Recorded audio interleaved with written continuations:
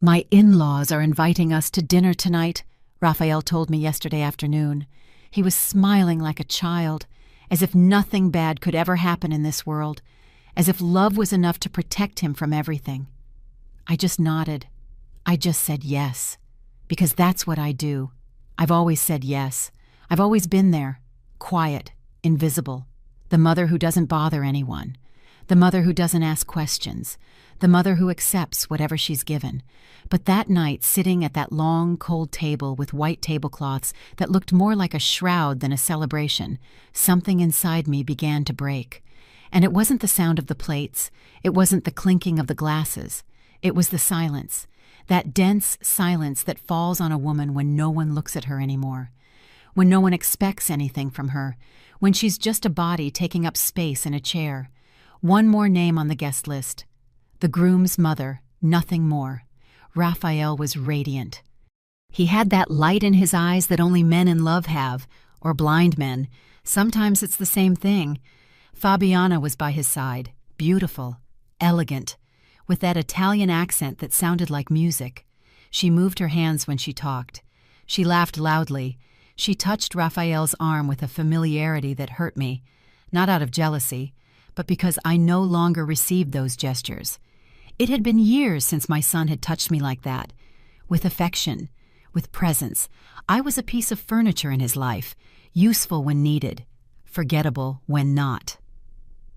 Alma Fabiana's mother was sitting across from me, tall, imposing, with that perfectly styled brown hair and those jewels that sparkled under the dining room light. She was smiling too, but her smile didn't reach her eyes.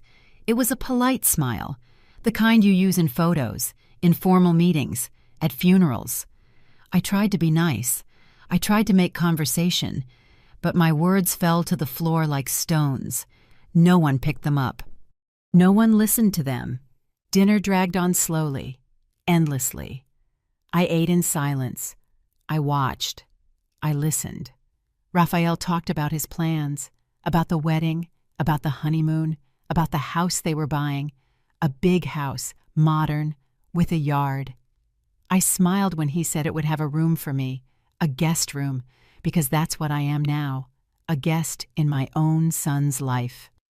Fabiana and Alma spoke to each other in Italian, sometimes, not all the time, only when they wanted to say something Raphael wasn't supposed to understand yet, or that I was never supposed to understand, but I understood. Every word, every syllable, every pause, every stifled laugh, because I lived in Italy. 15 years of my life were spent in Florence, working, studying, loving, losing. But nobody knows that, not even Raphael, because he never asked. He never cared where his mother came from. He only cared that she was there, quiet, available, invisible. Then Raphael stood up.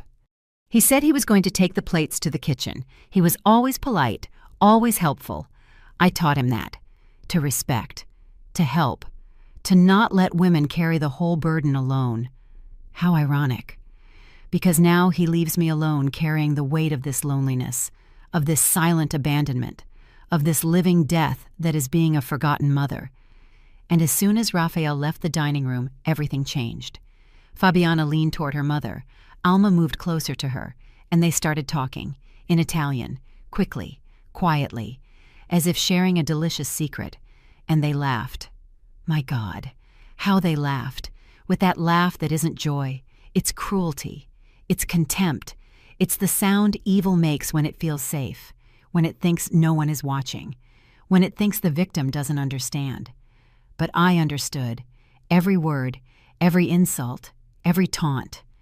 Fabiana said I looked like a peasant, that my hands were rough, that my clothes were cheap, that I smelled old. Alma laughed. She said it didn't matter, that soon I wouldn't be a problem, that after the wedding, Raphael would do whatever they said, that men in love are easy to manage, that I would be sent to some nursing home, or simply forgotten, like an old dog that's no longer useful. And then they said something else, something that chilled my blood. Fabiana said Raphael had a lot of money, more than she thought, that she had seen the documents, the bank accounts, the properties, everything. Alma asked how much. Fabiana said a number: $200,000 in savings, a paid-off house, investments. Alma let out a low laugh, deep, satisfied. She said everything would go according to plan, that after the wedding they would transfer everything. Little by little, without him noticing, and when there was nothing left, they would disappear. Just like they always did. Just like they always did. Those 3 words stabbed me like knives, because they meant this wasn't the first time. That my son wasn't the first. That there were other men, other victims, other broken hearts and empty accounts, and my Raphael, my boy, my only son, was about to become just one more. An anecdote they would tell while laughing at some other table, in some other country, with some other lovesick fool. I just sat there, still, motionless, with my hands in my lap, my gaze fixed on my empty plate. I didn't say anything, I didn't move, I didn't let my face reveal a thing, because I have learned to be invisible, I have learned to disappear. I have learned that women like me survive by becoming shadows, when they stop existing for others, when they become nothing. But inside something was waking up, something dark, something cold, something that had been asleep for years, decades, a whole lifetime of silence, of obedience, of acceptance. It was ending. Because a mother can endure anything, any humiliation, any pain, but she cannot stay still when they are about to destroy her son. She cannot remain silent when they are about to steal everything from him, his money, his future, his dignity, his life. Raphael came back from the kitchen, smiling, oblivious, happy. He sat down next to Fabiana. She caressed his cheek, said something sweet to him in Italian, something about love, about the future, about eternity.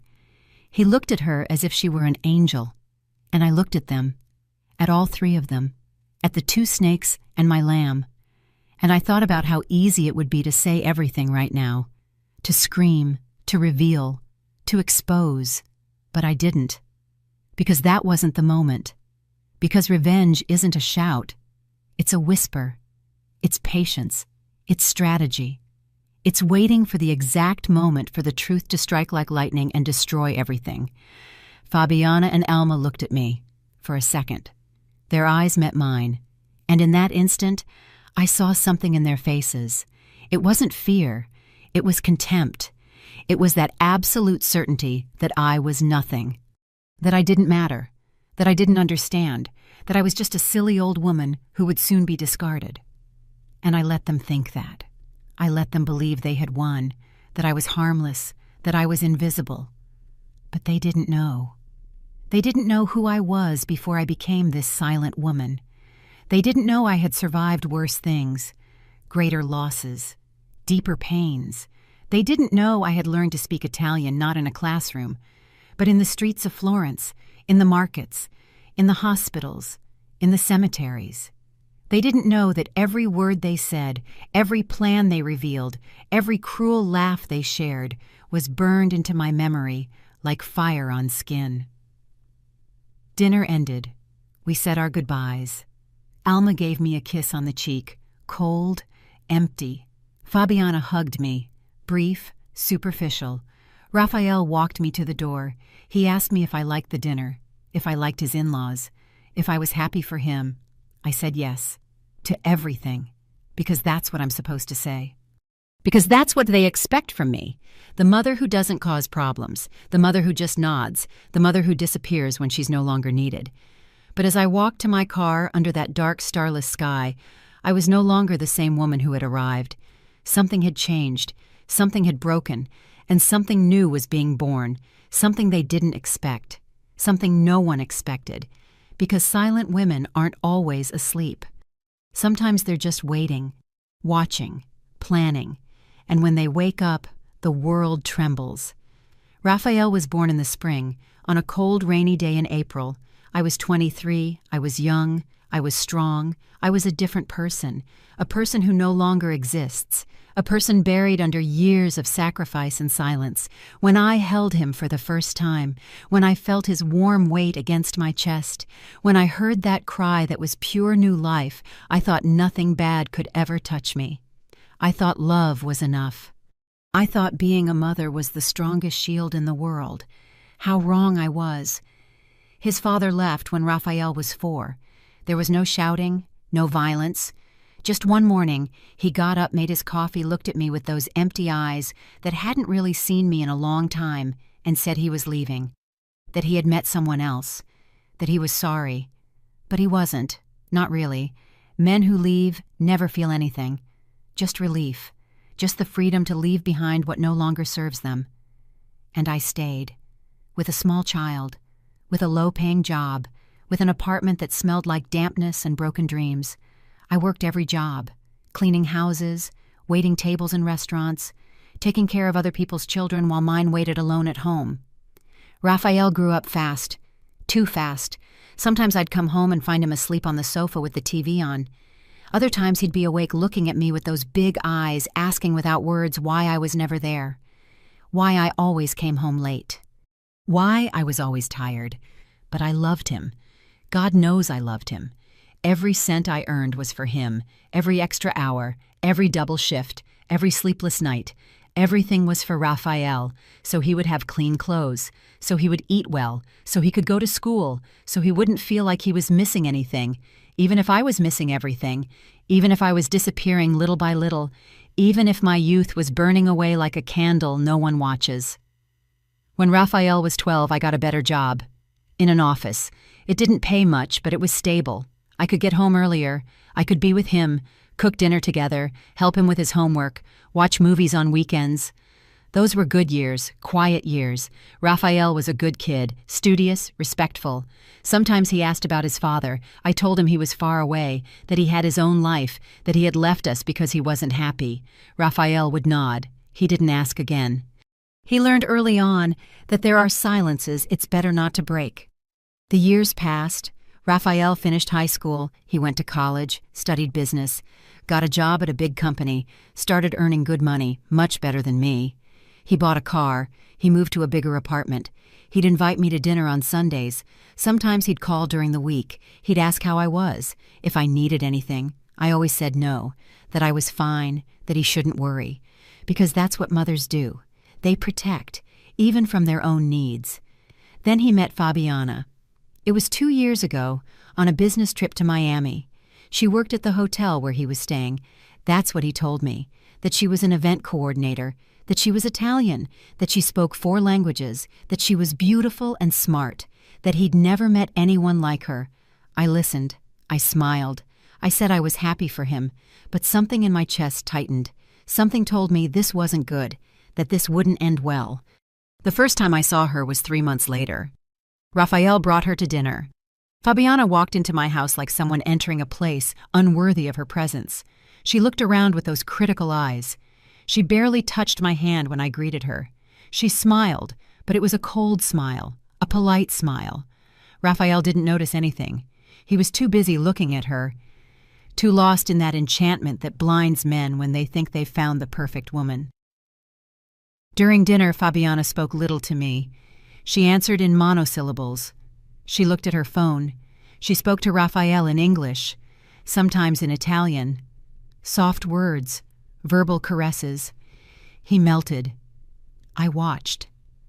I tried to find something genuine in her, something real, something that justified the light in my son's eyes. But I found nothing. I only saw a calculating woman, a woman who knew exactly what to say, what to do, how to move, how to conquer. When they left, Raphael hugged me. He told me he loved Fabiana, that she was the one, that he had finally found someone special. I told him she seemed very nice, that I was glad to see him happy. I lied, because that's what mothers do when they know the truth will hurt, when they know their children aren't ready to hear it, when they know they wouldn't be believed anyway. The following months were strange. Raphael started visiting less. The calls became shorter, more spaced out.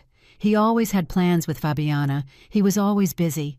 When I asked how things were, he only talked about her, about how wonderful she was, about how well they got along, about the places they went, about the perfect life they were building. I listened. I nodded. I swallowed the pain of being replaced, of becoming a supporting character in my own son's life. Then one day, Raphael came to my house with news. He was nervous, excited. He had that energy of men who are about to take an important step. He sat me down on the sofa. He took my hands. He told me he had proposed to Fabiana, that she had said yes, that they were getting married in 6 months, that he wanted me to be the first to know. I hugged him. I congratulated him. I told him I was very happy for him, and a part of me was. Because he was my son, because I loved him, because I wanted to see him happy. But another part of me, a dark and deep part, felt afraid. I felt something was wrong, that this was all too fast, too perfect, too planned.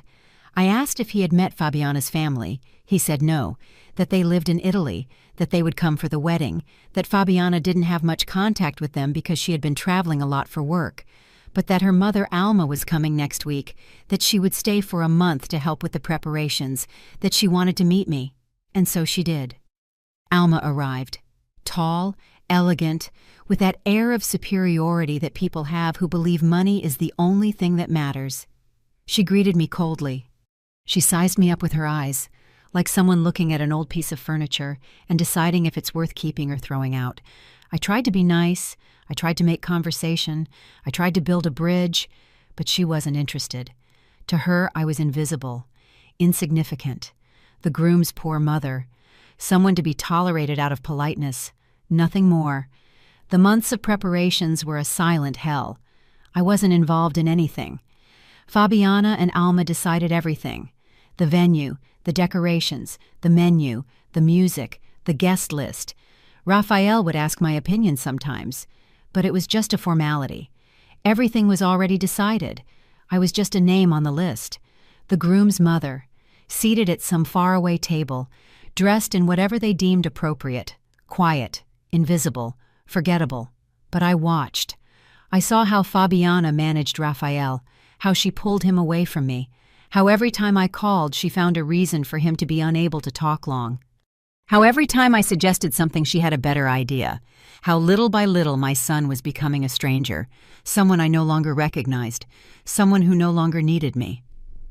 And then came that dinner, that damn dinner the day before the wedding, the dinner where everything changed, where I stopped being the quiet, invisible mother, where I discovered my son wasn't just being pulled away from me, he was being destroyed, robbed, emptied. And I was the only one who could see it, the only one who could save him, the only one who understood every word of that macabre plan that Fabiana and Alma had woven with such patience. That night when I got back to my house, I didn't sleep. I sat in the darkness replaying every word I had heard, every laugh, every detail of the plan, and I knew I couldn't stay silent, not this time, not when my son was about to lose everything, not when I was the only one with the power to stop it, because I wasn't just a forgotten mother. I was a woman who had survived, who had fought, who had learned that silence isn't weakness, it's strategy. And now it was time to wake up. I couldn't sleep that night, or the next, or the one after that. Every time I closed my eyes, I heard their voices, those sweet, venomous voices speaking in Italian, planning, calculating, laughing at my son as if he were a game, as if destroying someone's life was just another day's work for them, as if my Raphael was just another number on their list of victims. I got out of bed at 3 a.m. The apartment was silent, that dense silence only people who live alone know, who sleep alone, who cry alone. I went to the kitchen. I made coffee. I sat at the table where Raphael had so often done his homework as a child, where we had eaten breakfast together on Sundays, where I had watched the man grow who was now about to marry a lie. I took out an old notebook, the kind you keep for years without knowing why, and I started to write. Every word I remembered, every phrase I had heard in that dining room, I wrote it all down, in Italian first. Then I translated it into Spanish. I needed to see it. I needed to read it. I needed to confirm it hadn't been a nightmare, that I had really heard what I thought I'd heard. Fabiana had said Raphael had $200,000 saved, that she had seen the documents, the bank statements, everything. Alma asked if she was sure. Fabiana said yes, that he had shown her everything when they bought the house together, that he trusted her completely, that he was a lovesick fool like all the others, like always, like every time. Alma had laughed, that laugh that haunted me in the dark, and she said the plan was still the same. Get married, wait 3 months, enough time so he wouldn't suspect, then start transferring the money, little by little, 5,000 here, 10,000 there, always with excuses. A family emergency in Italy, an investment deal, a unique opportunity. Men in love always say yes.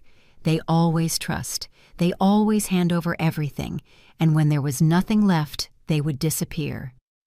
Fabiana would ask for a divorce. She'd claim incompatibility. She'd take her share of the assets. The house they bought together was in both their names. That meant half was hers. And with a good lawyer, she could get more, much more. Alma said they had contacts, that they had done this before, that they knew exactly how to move every piece. And then Fabiana said something that broke my soul. She said the only good thing was that I wouldn't be a problem, that I was a poor, uneducated old woman, that I had no influence over Raphael, that I would probably end up in a nursing home when I couldn't take care of myself, that no one would listen to a woman like me. Alma agreed. She said mothers like me are easy to ignore, that sons always choose their wives over their mothers. Always. I read my notes over and over. Every word was a dagger. Not just because they were going to rob my son, but because they were right about one thing. Raphael had chosen her, not consciously, not maliciously. But he had left me behind. He had turned me into a ghost in his life, and now that ghost was the only person who could save him. The next day, I called Raphael. It was Sunday. We usually had lunch together on Sundays. But we hadn't in weeks. He answered after several rings. He sounded distracted. Busy.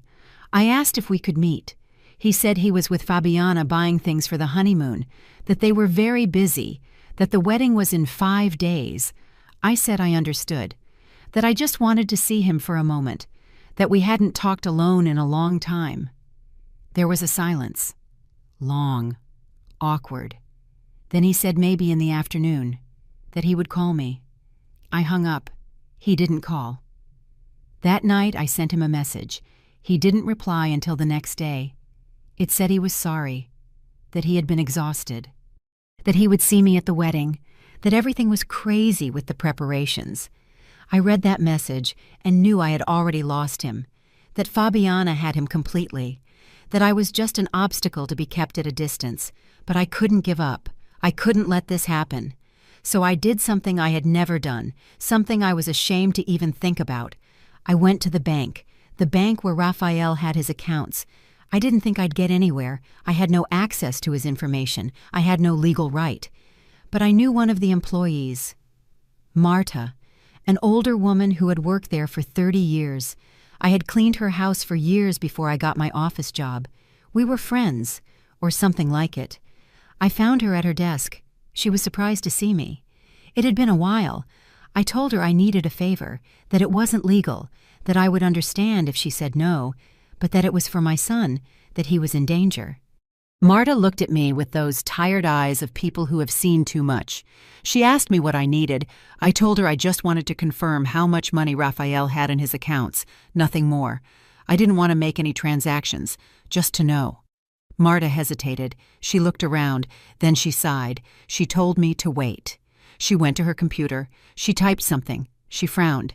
She wrote something on a piece of paper and passed it to me discreetly. The number was worse than I thought. Raphael had $240,000. Not 200. 240,000. Years of work, of saving, of sacrifice. All there, waiting to be stolen by 2 women who saw him as an ATM with feelings. Marta asked if I was okay. I nodded. I thanked her. I left the bank, my legs shaking. That afternoon I searched the internet. I spent hours reading about marriage fraud, about women who marry men for money, about international schemes, about how they worked. The patterns were always the same. Beautiful women, foreigners, perfect stories, distant families, quick weddings, absolute trust. And then the disappearance, the divorce, the ruin. I found forums, stories, testimonies, destroyed men telling how they lost everything, their savings, their homes, their dignity. Some never recovered. Some declared bankruptcy. Some just disappeared, swallowed by the shame and pain of having been so blind, of having trusted so much, of having loved the wrong person. And then I found something. A news story from 3 years ago, from a newspaper in Argentina, about 2 Italian women arrested for marriage fraud. They had scammed 5 men, over $500,000 in total. When I opened the attached photo, my heart stopped. It was them. Fabiana and Alma, younger, with different names, but it was them. The same eyes, the same smile, the same pose of calculated innocence. I read the entire article, shaking. They had been arrested, prosecuted. But something had gone wrong at trial. A legal technicality, lack of hard evidence. They were let go. They disappeared afterward, without a trace. And now they were here, in my city, about to marry my son, about to steal everything from him, about to leave him empty and broken like those other men. I printed the article. I printed the photo. I printed everything. My hands were shaking so much I could barely hold the papers. I had the proof. I had the evidence that Fabiana and Alma were not who they said they were, that this wasn't love. It was a crime, a meticulous plan, a robbery disguised as romance. But then I realized something. If I showed this to Raphael now, 5 days before the wedding, he wouldn't believe me. He'd think I was jealous, that I was making things up to ruin his happiness, that I was a possessive mother who couldn't let go of her son. Fabiana had done a perfect job of pushing him away from me, subtly poisoning our relationship, making me look like a sad, obsolete figure in his life.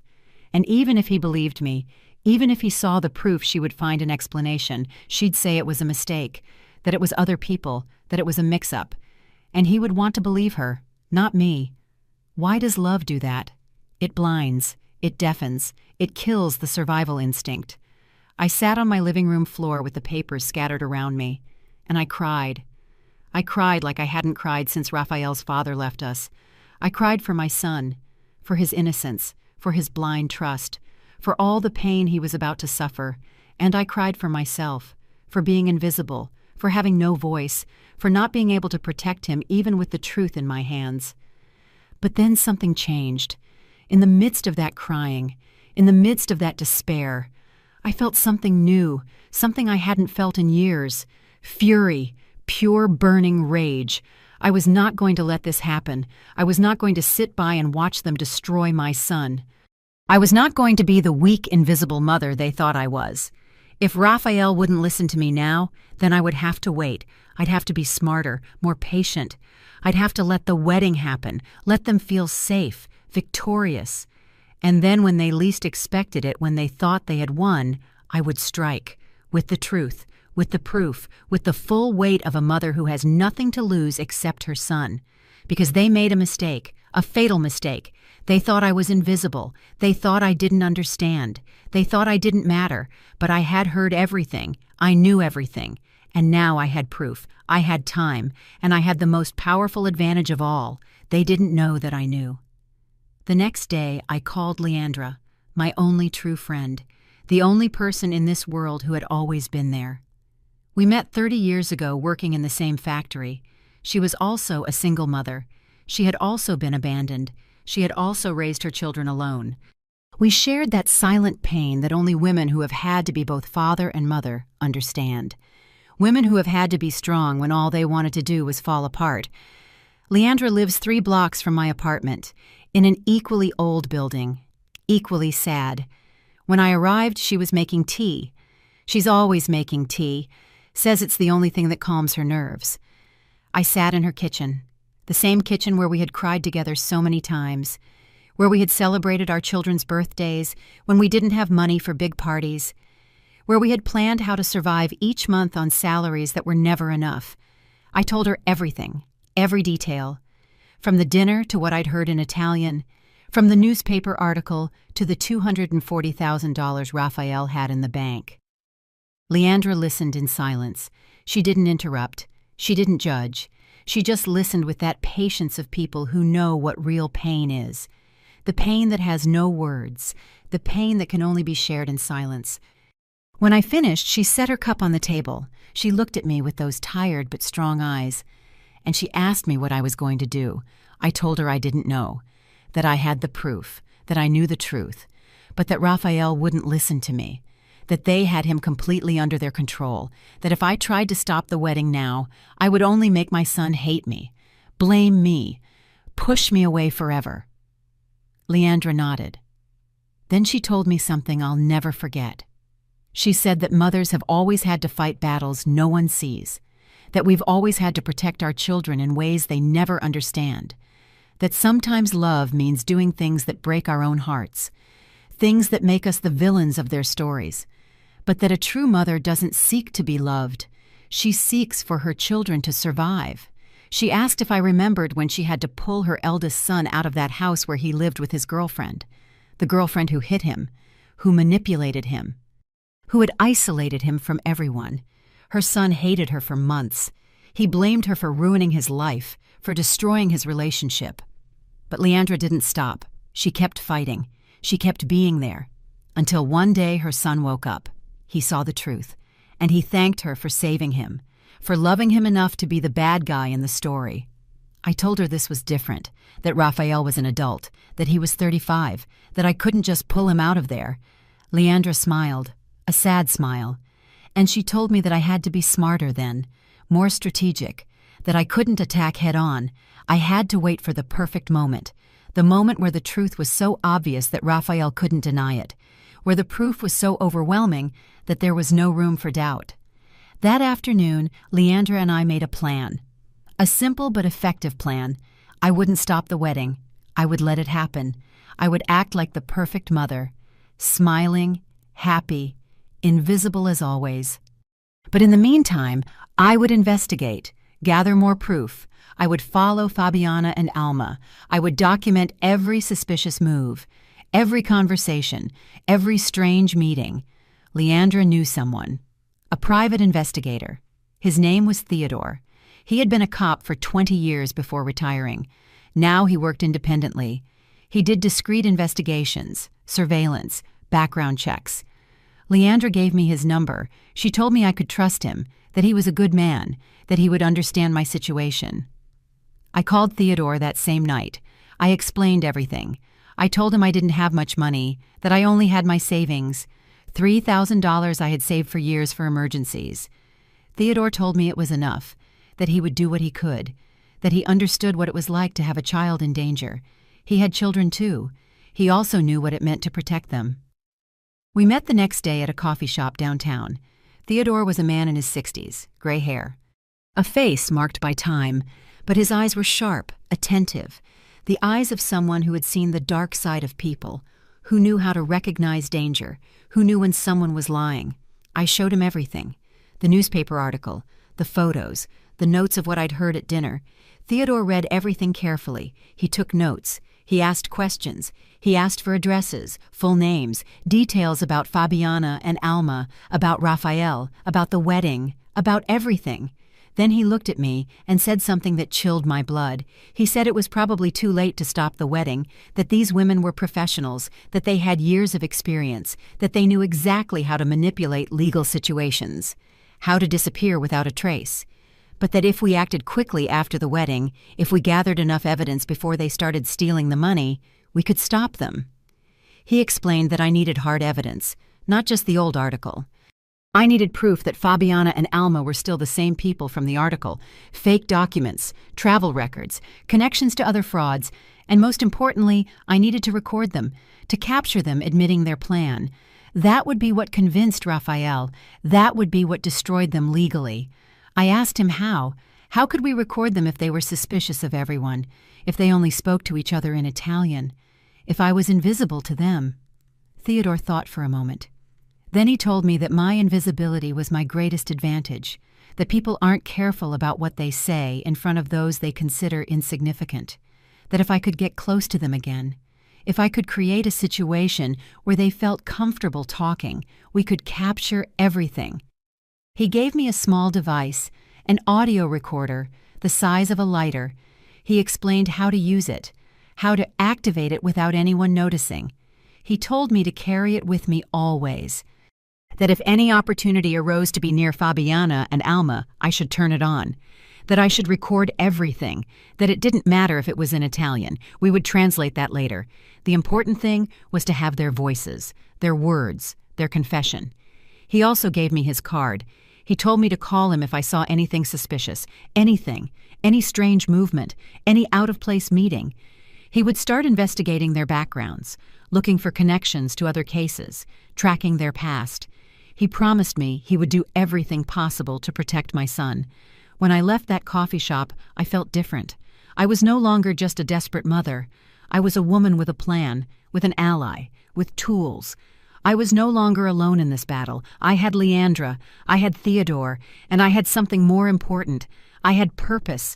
I had a mission to save my son, no matter the cost. The days before the wedding passed slowly and painfully. Raphael barely called. When he did, he sounded distracted, stressed. He said there were 1,000 things to do, that Fabiana was nervous, that everything had to be perfect. I told him everything would be fine, that it would be a beautiful day. I was lying, because I knew it wouldn't be beautiful. I knew it would be the beginning of his destruction. Fabiana called me 2 days before the wedding. It surprised me. She never called me. She said they needed me to arrive early on the day of the ceremony, that there was a family meeting beforehand, just close family. Her Alma, Raphael, and me. She told me it was an Italian tradition, a family blessing before the wedding. I accepted. Of course I accepted, because I knew this could be my chance. I told Theodore. He told me the meeting was perfect, that I should have the recorder activated from the moment I walked in, that it didn't matter how long it lasted, that I should record everything, that they would probably speak freely in Italian, thinking I didn't understand, that this was our golden opportunity. The night before the wedding, I didn't sleep. I lay awake staring at the ceiling, thinking about everything that could go wrong, about everything I was about to lose, because if this didn't work, if I failed to stop them, I would lose Raphael forever. Not just his money, not just his future. I would lose him, my son, the only person who had given me a purpose in this life. But I also thought about what would happen if I did nothing, if I stayed silent, if I let this happen without a fight. Raphael would lose everything, his money, his trust, his ability to love. He would become another broken man, another victim, another sad story on the internet. And I would have to live with that guilt, with knowing I could have saved him and didn't. So I made a decision that would change everything. It didn't matter if Raphael hated me afterward. It didn't matter if he never forgave me. It didn't matter if I became the villain of his story. I would save him, because that's what mothers do. They don't look for applause. They don't look for gratitude.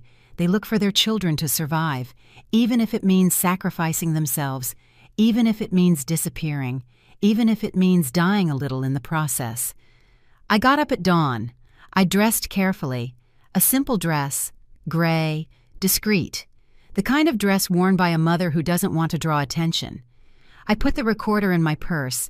I checked it 3 times to make sure it worked. I practiced turning it on without looking. How to keep it close without being obvious. How to be invisible while recording everything. Before leaving, I looked at myself in the mirror, and I saw a woman I no longer recognized. A 61-year-old woman who looked older, tired, worn out. But in her eyes, there was something new, something that hadn't been there before. Determination, strength, fire.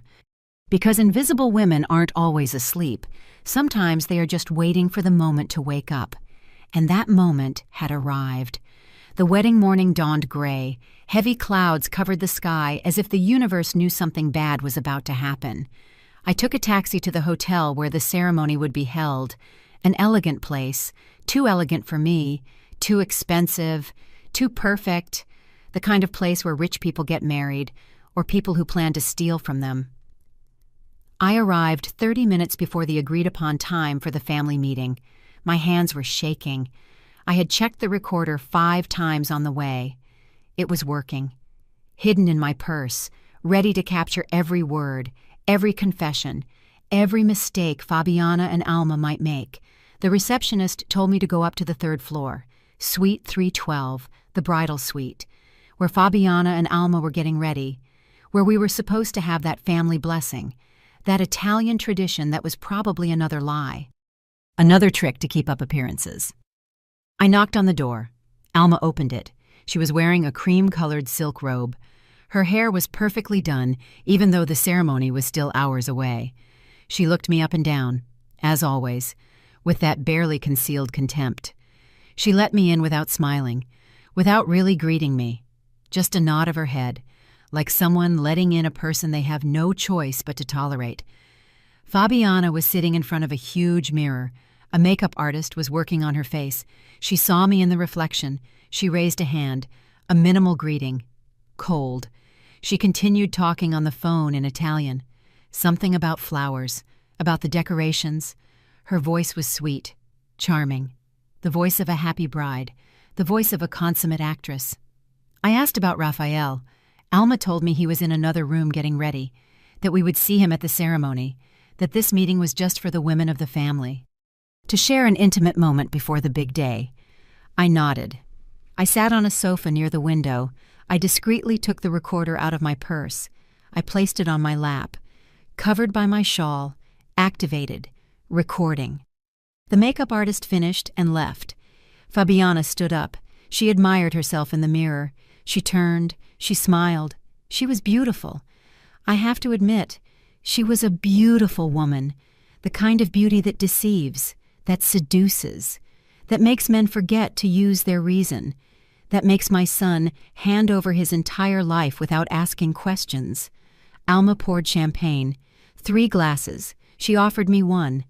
I took it, although I didn't want to drink. I didn't want to cloud my mind. I needed to be alert, aware, recording every second. But refusing would have been strange. It would have drawn attention. So I took the glass. I held it. I barely wet my lips. Fabiana raised her glass. She made a toast, in Italian, to family, to love, to the future. Beautiful words, empty words. Alma toasted with her.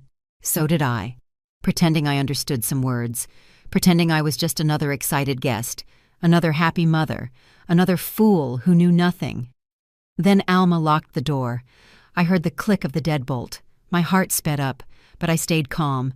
I kept my face serene, expressionless, the face of a woman who understands nothing, who sees nothing, who doesn't matter. Fabiana and Alma sat down together on the sofa across from me. They began to talk, in Italian, quickly, confidently, thinking I was just a piece of furniture, an object without ears, without a mind, without importance. And that's when everything changed, when they began to reveal more than they had planned. Alma asked if Raphael had already signed the house papers.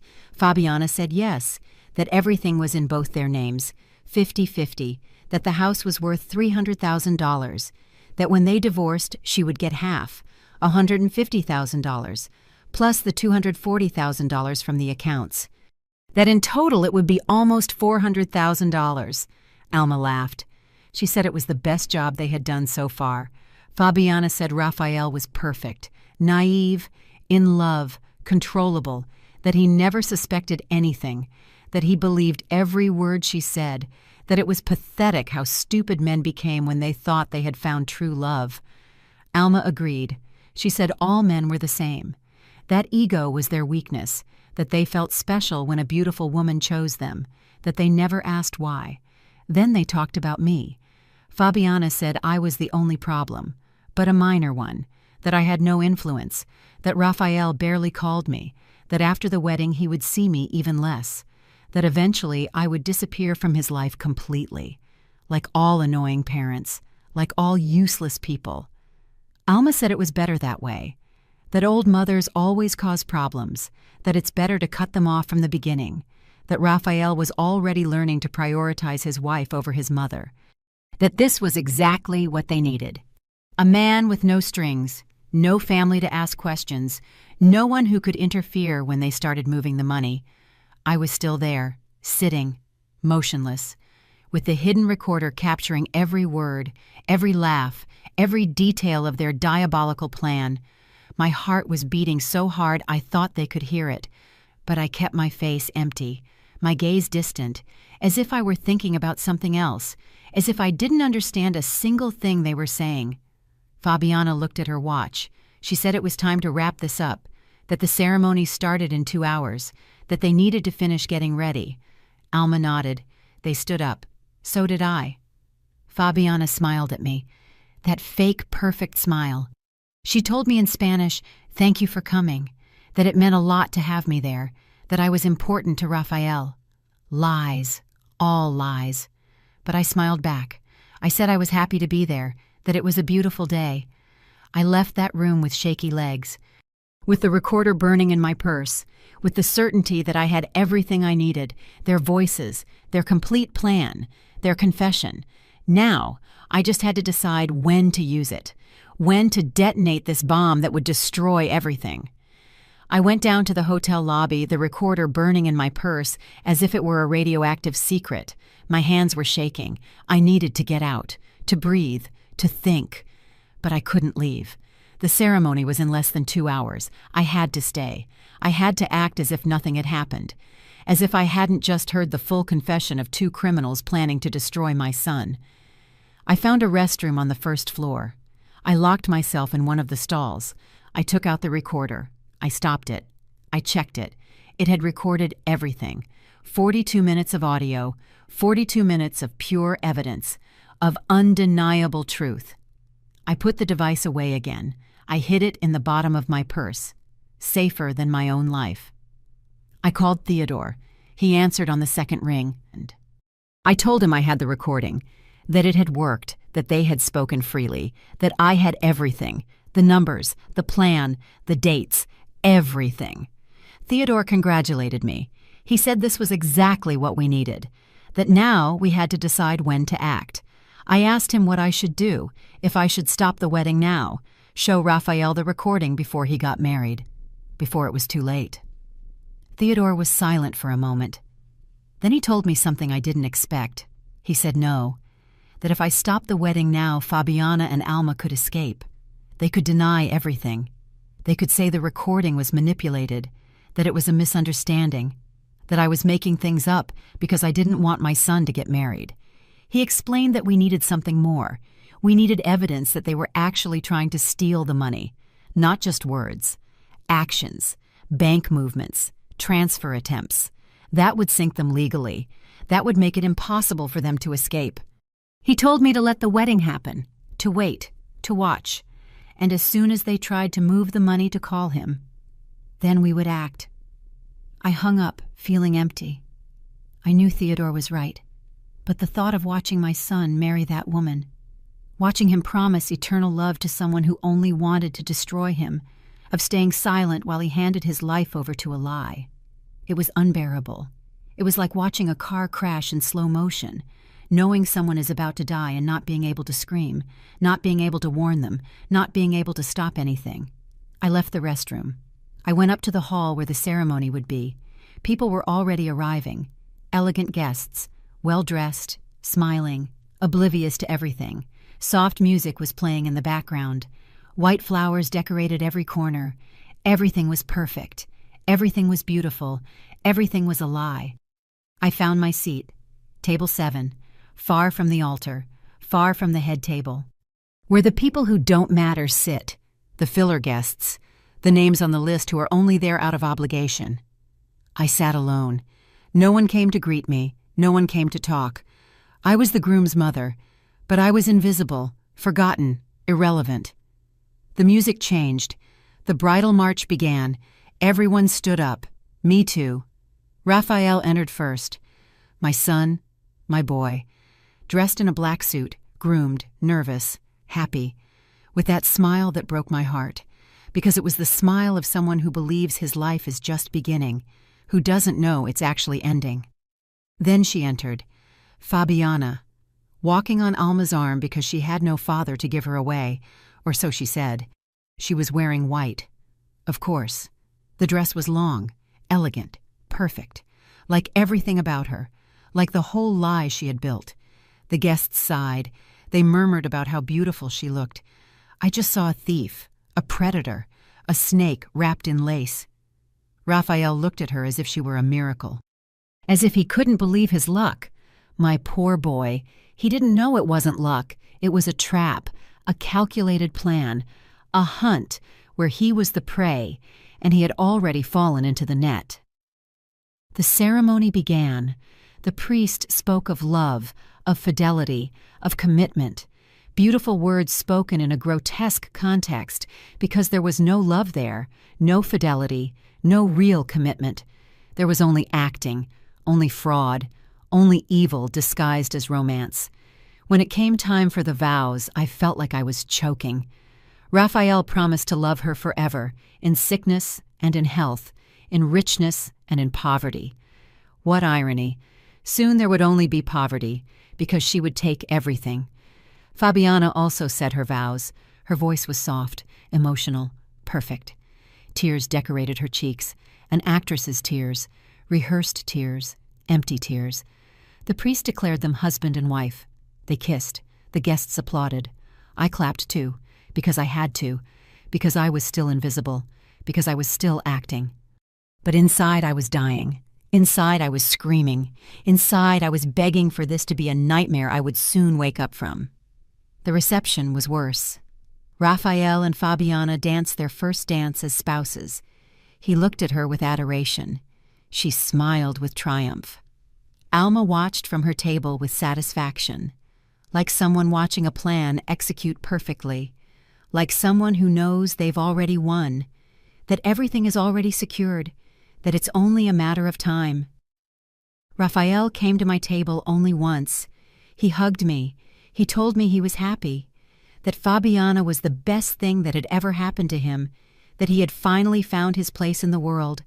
I told him I was happy for him, that he looked very happy, that I loved him. He smiled, kissed my forehead, and left. Back to his new wife, back to his new life, far away from me. Fabiana never came near my table, not once. Neither did Alma. I was air. I was a shadow. I was nothing. Exactly as they wanted. Exactly as they had planned. While they celebrated, while they toasted, while they laughed with the guests, I sat there, watching, waiting, mentally recording every detail, every gesture, every knowing glance between mother and daughter. The party ended around midnight. Raphael and Fabiana left in an elegant car for the airport. Honeymoon in Italy. 2 weeks. Rome, Florence, Venice. Places I knew. Places where I had lived. But they didn't know that. That was my secret, my weapon, my invisible power. I took a taxi back home. The apartment was dark, cold, silent. I sat on the sofa without turning on the lights. I took out the recorder. I held it in my hands. This little thing held the truth. It held the future. It held my son's salvation or his destruction. It was up to me to decide when to use it, how to use it, if I would have the courage to do it when the time came. I didn't sleep that night.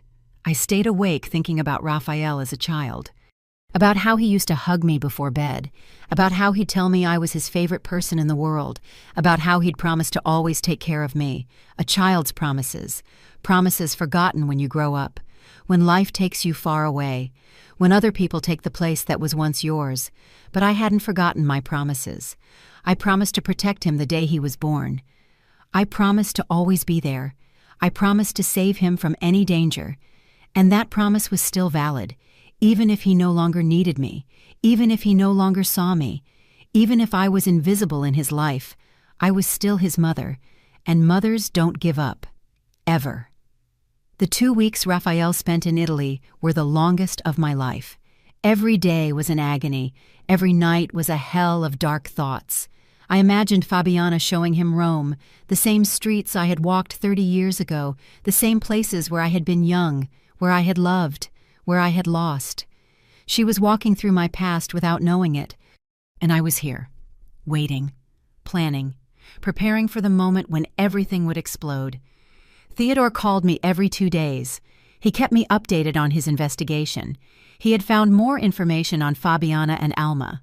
They weren't really Italian. They were born in Argentina. Their real names were different.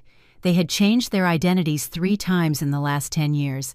They had been in Chile, in Peru, in Colombia. Always the same pattern, always the same crime. Men in love, quick weddings, emptied accounts, disappearances. Theodore had contacted 2 of the previous victims, broken men who had lost everything. One lost $120,000. The other lost almost $200,000.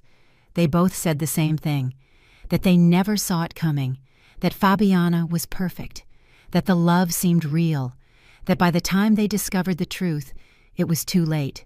The money was gone. They were gone, and they were left ruined, destroyed, ashamed. One of them had tried to kill himself. The other lost his house, his job, his dignity. Now they lived small, broken lives, trying to rebuild themselves from the ashes.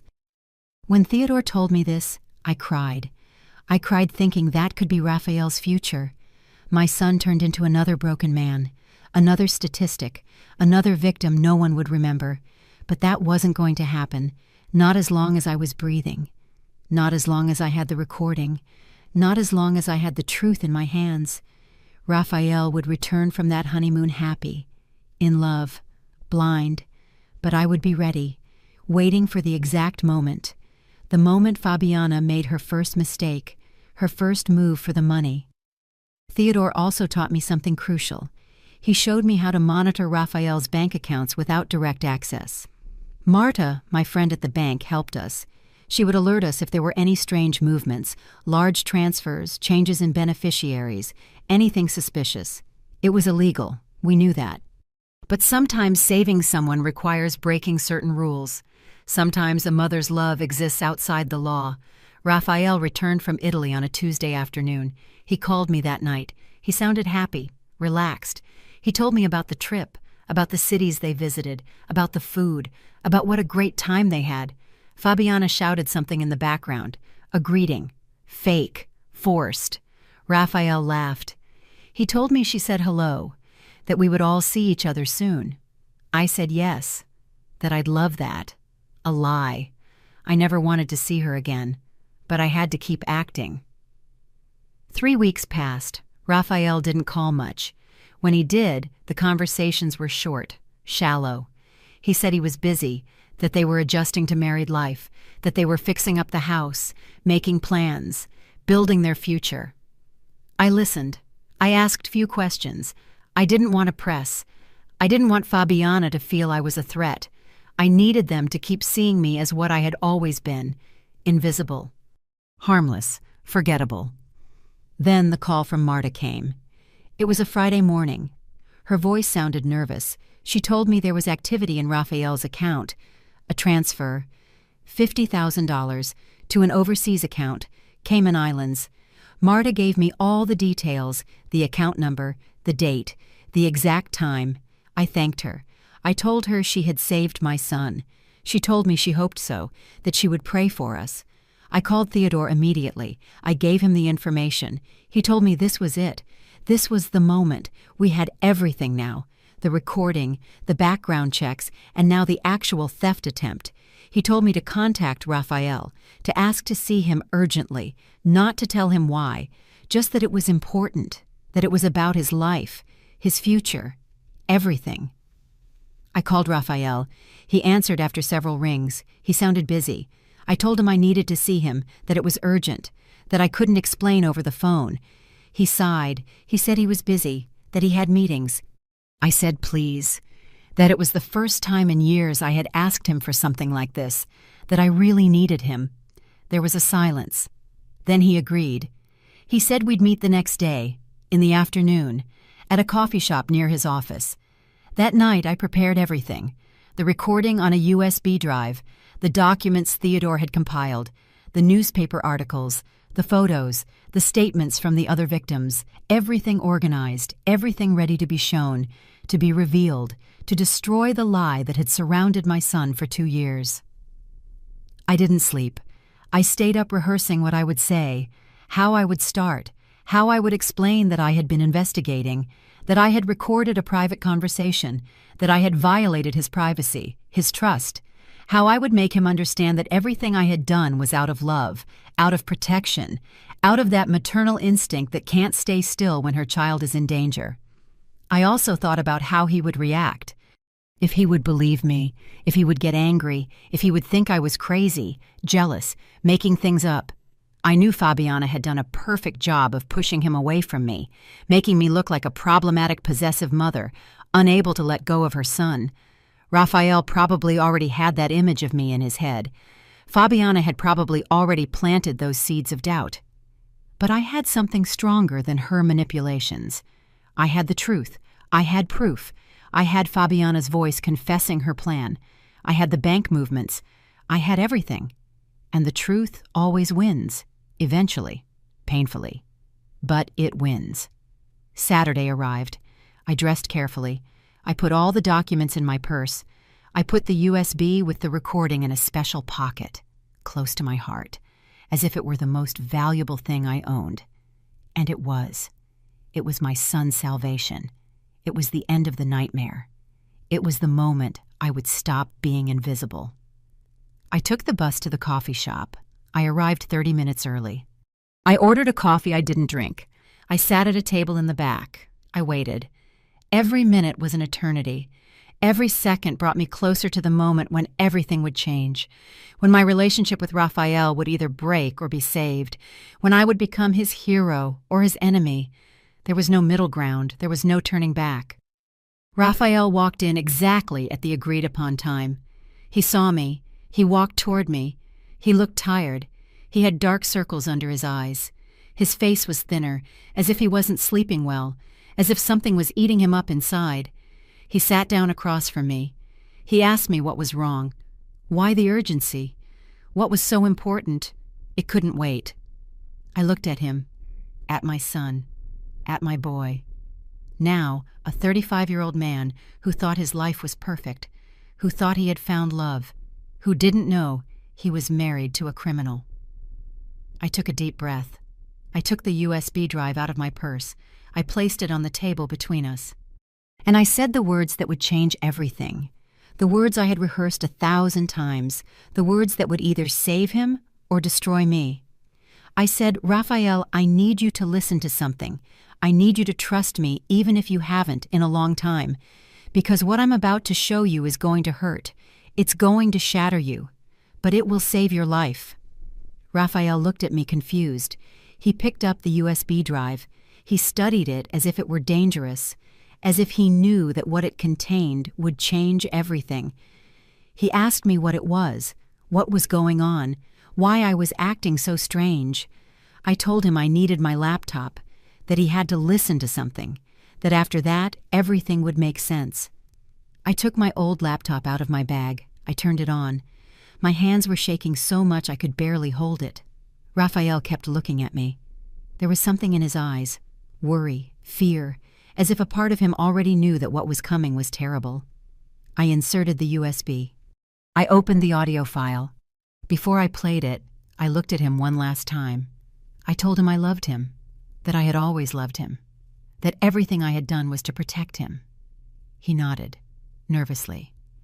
I said the recording was in Italian, that I understood every word, that I would explain everything afterward, but that first he needed to listen. I pressed play. The voices of Fabiana and Alma filled the space between us, clear, crisp, confessing everything. Raphael frowned. He didn't understand the language. He looked at me searching for an explanation. I raised a hand. I asked him to wait, to keep listening. The recording continued. Fabiana talking about the $240,000. Alma laughing. Planning how to transfer the money, how to disappear, how they had done this before, how Raphael was just another lovesick fool. I stopped the recording. Raphael was pale. He asked me what they were talking about, who those voices were, though I think he already knew. I think his heart was already telling him the truth his mind didn't want to accept.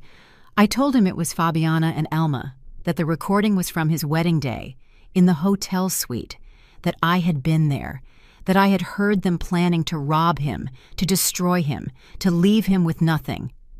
Raphael shook his head.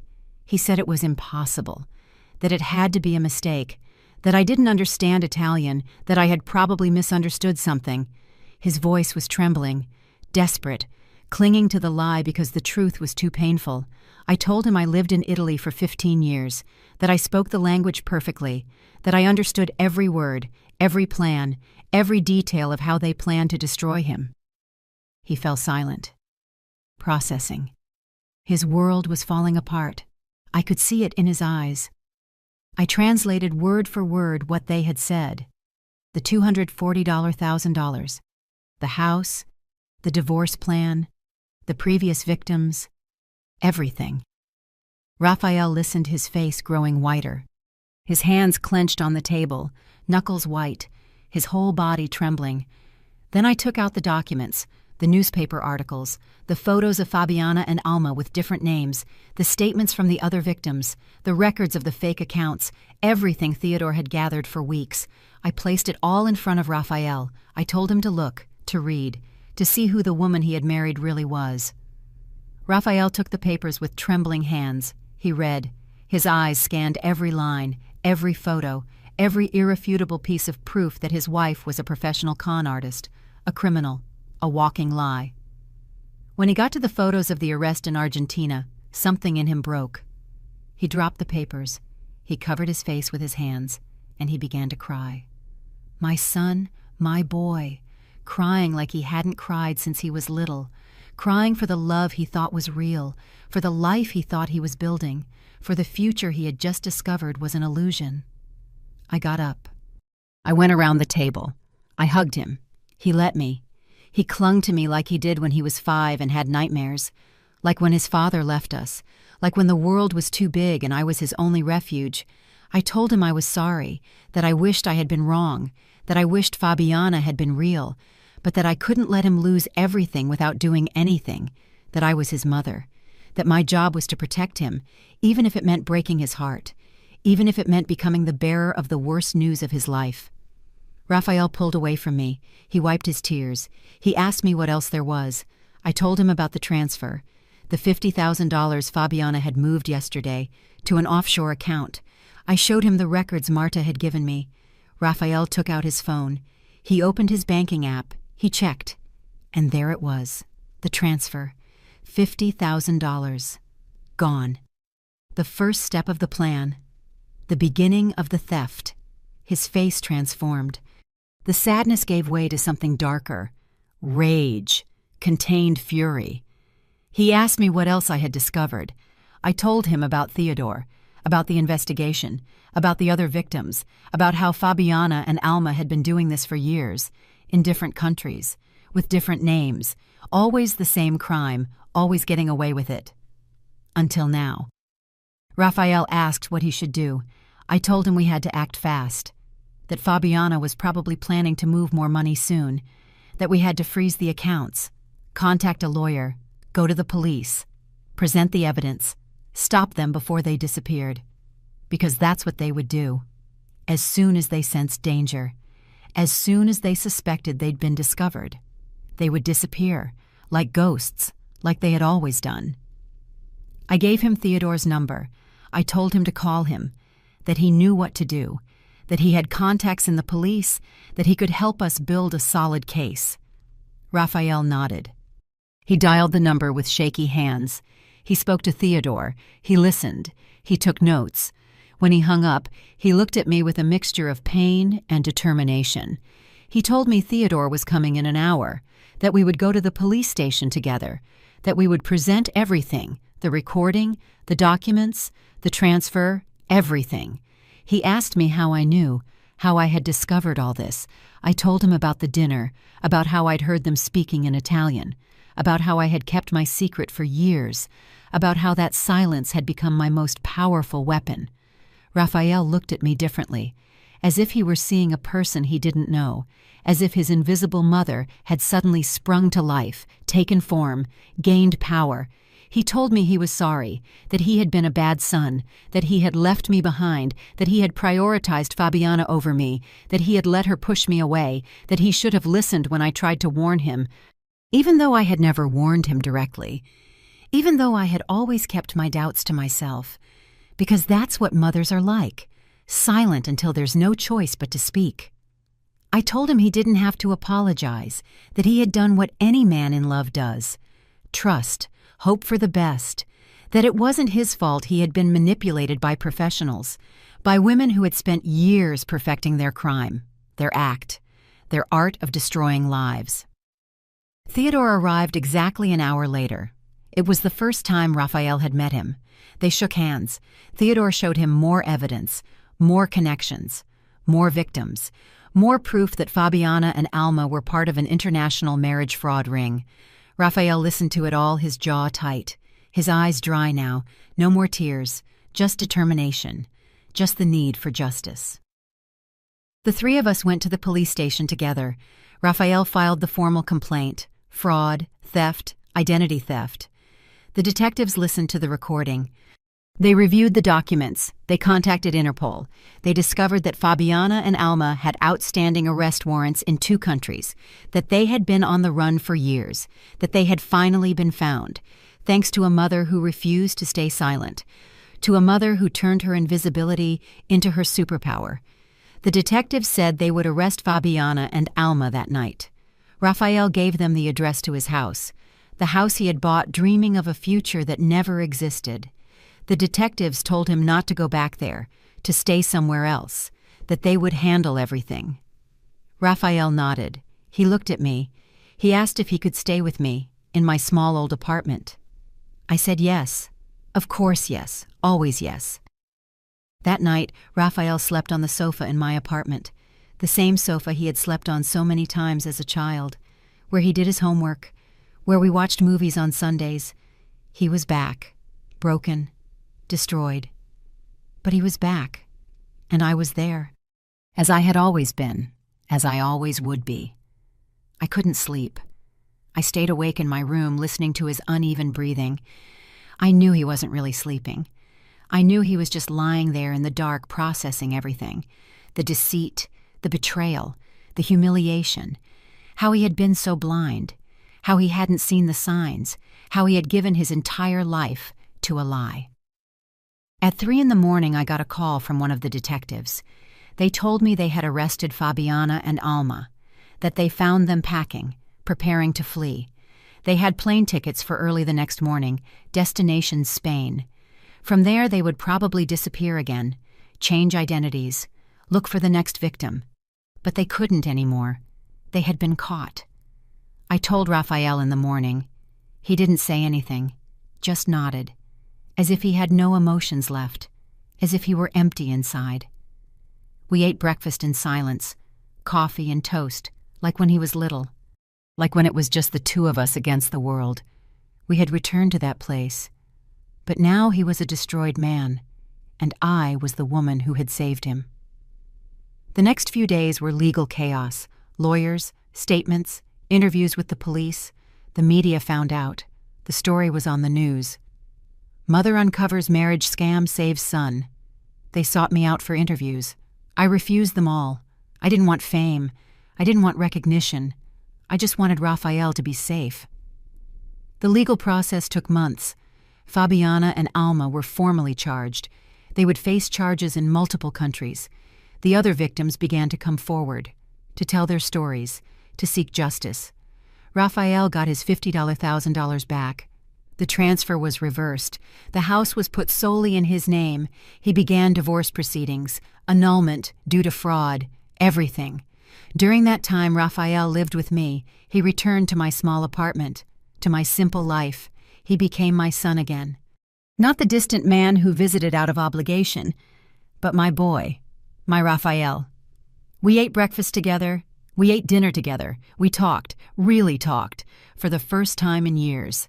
He asked me about Italy, about those 15 years he never knew about. I told him everything. How I went there after his father left us, how I worked cleaning the homes of Italian families, how I learned the language in the streets, in the markets. from the old women who taught me while I mopped their floors, how I eventually got a better job, how I saved every cent to come back and give him a better life. Raphael cried when I told him.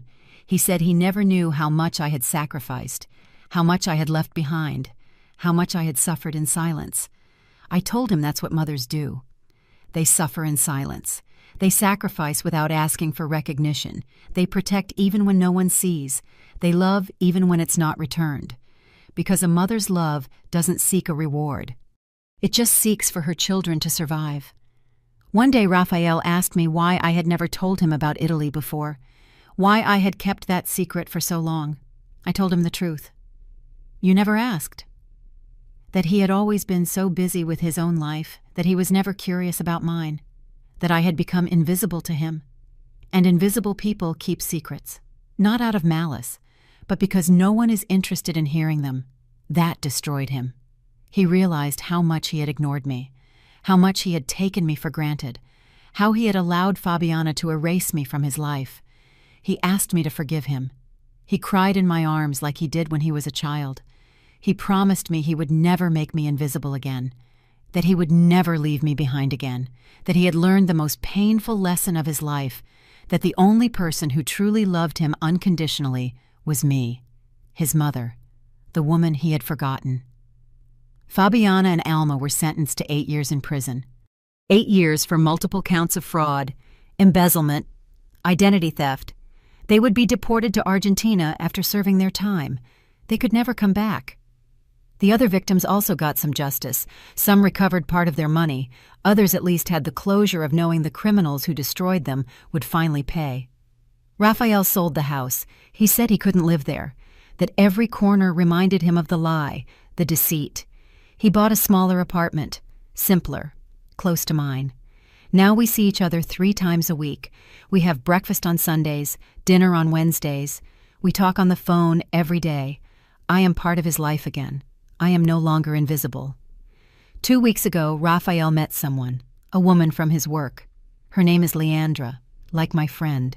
He says she's different, that she's real, that he's taking it slow, that he's learned not to trust blindly, that he asks questions now, that he observes, that he listens to his gut, and that he wants her to meet me from the beginning, that my opinion matters, that he will never again make important decisions without talking to me first. Yesterday he confessed something to me. He said that for months he had nightmares, that he dreamed of Fabiana emptying his accounts, destroying his life, leaving him with nothing, that he would wake up sweating, trembling, but that in every nightmare at the end, I would appear, that my voice would wake him up, that my hands would pull him out of the darkness, that I had saved him in more ways than I knew. I told him that's what mothers do.